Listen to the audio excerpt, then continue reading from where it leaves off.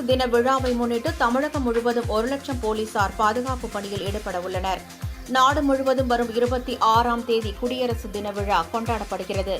டெல்லியில் குடியரசுத் தலைவர் திரௌபதி முர்மு தேசிய கொடியை ஏற்றுகிறார்.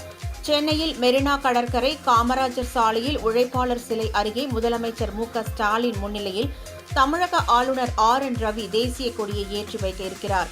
குடியரசு தின விழாவில் தீவிரவாதிகள் நாசவேலையில் ஈடுபட வாய்ப்புள்ளதாக உளவு பிரிவு போலீசாருக்கு தகவல் கிடைத்துள்ளதாக தெரிகிறது.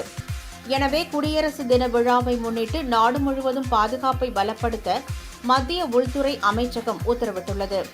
ஒவ்வொரு மாநில அரசுக்கும் உள்துறை அமைச்சகம் கடிதம் அனுப்பியுள்ளது. மத்திய அரசின் எச்சரிக்கையை தொடர்ந்து தமிழகத்திலும் போலீசார் உஷார்படுத்தப்பட்டுள்ளனர். பேருந்து நிலையங்கள், ரயில் நிலையங்கள், வழிபாட்டு தலங்கள், வணிக வளாகங்கள், திரையரங்குகள் என மக்கள் கூடும் இடங்களில் பாதுகாப்பு பலப்படுத்தப்படுகிறது.